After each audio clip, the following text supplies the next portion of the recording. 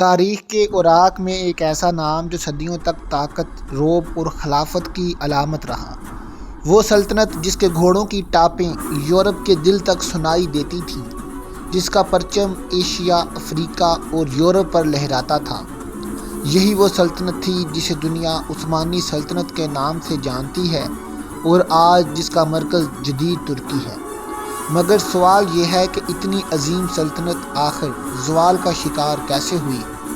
کیا دشمن اتنے طاقتور ہو گئے تھے یا دشمن اندر ہی پیدا ہو چکے تھے؟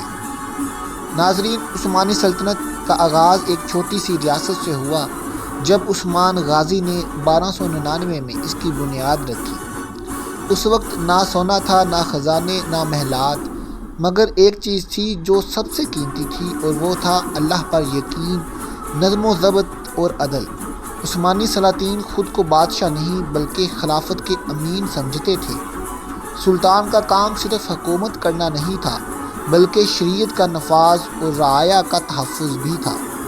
یہی وجہ تھی کہ یہ ریاست آہستہ آہستہ ایک عظیم سلطنت بن گئی، یہاں تک کہ 1453 میں سلطان محمد فاتح نے قسطنطنیہ فتح کر کے تاریخ کا دھارا ہی بدل دیا۔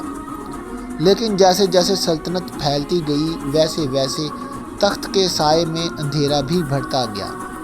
اقتدار کی ہوس جو ابتدا میں نظم و ضبط کے اندر قابو میں تھی، وقت کے ساتھ اپنا زہر بننے لگی۔ عثمانی دربار میں ایک شاہی نظام رائج تھا جس کے مطابق تخت صرف ایک کو ملنا تھا اور باقی شہزادے خطرہ سمجھے جاتے تھے۔ ابتدا میں اس نظام کو سلطنت کی مضبوطی کے لیے ضروری سمجھا گیا، مگر یہی نظام آگے چل کر تباہی کی جڑ بن گیا۔ بھائی بھائی کا دشمن بن گیا، بیٹا باپ کے خلاف سازش کرنے لگا اور تخت کے لیے خون بہانا ایک معمول بن گیا۔ آخری دور میں سلاطین کو حکمرانی کے لیے تیار ہی نہیں کیا جاتا تھا۔ شہزادوں کو برسوں تک محل کے ایک کونے میں قید رکھا جاتا جسے قفس کہا جاتا تھا۔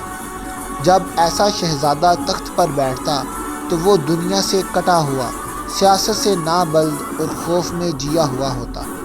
ایسے بادشاہ فیصلے خود کرنے کے قابل نہیں رہتے تھے، چنانچہ اصل طاقت محل کے اندر ہی موجود درباریوں، وزیروں اور خاص طور پر حرم کی عورتوں کے ہاتھ میں چلی گئی۔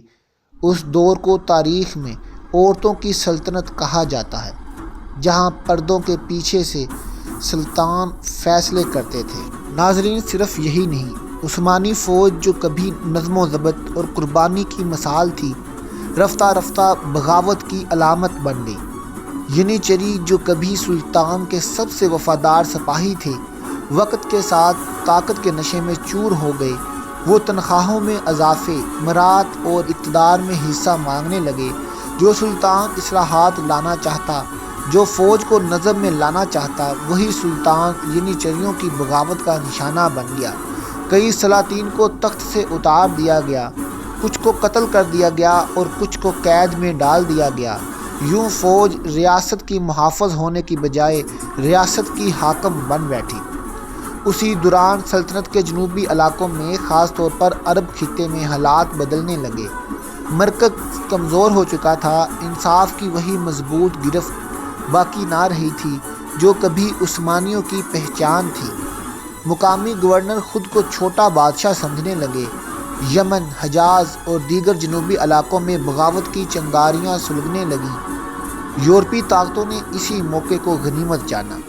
انہوں نے عرب سرداروں کو آزادی کے خواب دکھائے، دولت اور اقتدار کا لالچ دیا، اور یوں سلطنت کے اندر ایک محاذ کھل گیا۔ عرب بغاوت جو پہلی جنگ عظیم کے دوران سامنے آئی، عثمانی سلطنت کے جسم میں خنجر ثابت ہوئی۔ ناظرین، 1916 میں وہ بغاوت شروع ہوئی جسے تاریخ عرب بغاوت کے نام سے جانتی ہے۔ حجاز میں عثمانی پرچم گرنے لگے، ریلوے لائنیں تباہ کی گئیں، عثمانی فوج کو پیچھے سے وار کا سامنا کرنا پڑا۔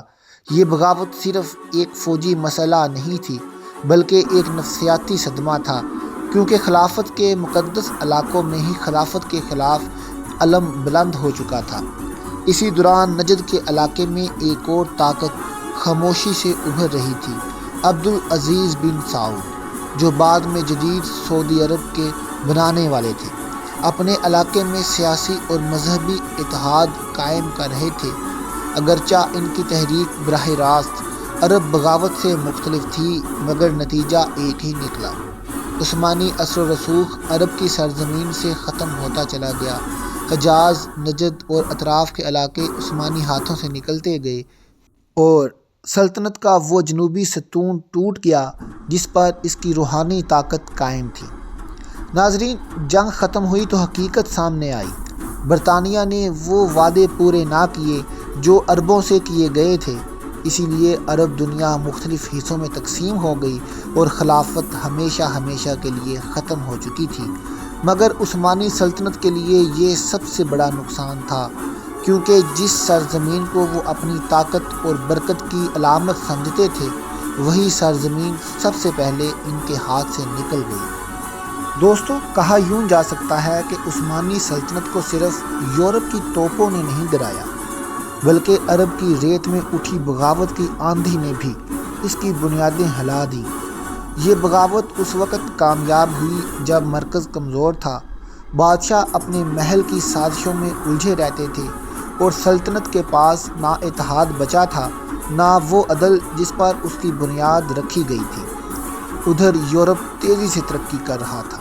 سائنس، صنعت اور ٹیکنالوجی نے وہاں طاقت کے نئے دروازے کھول دیے تھے، مگر عثمانی دربار اپنی پرانی شان کے نشے میں سویا رہا۔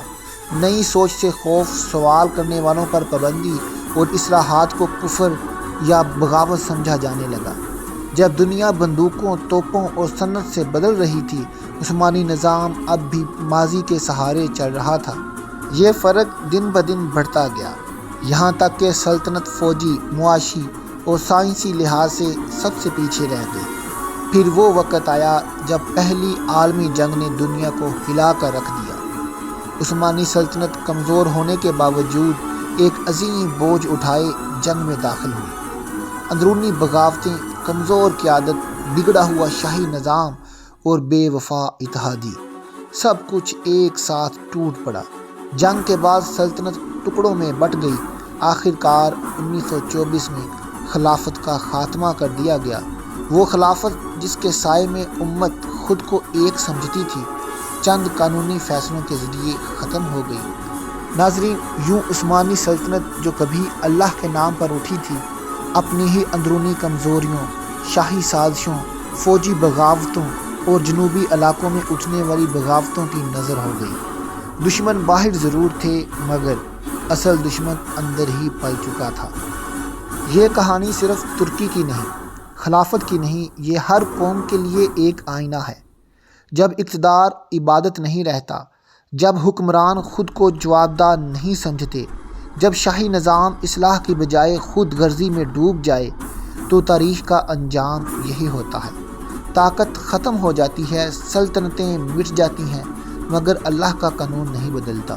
جو عدل پر قائم رہا وہ باقی رہا، اور جو غرور میں ڈوبا وہ تاریخ کا ایک عبرتناک باب بن گیا۔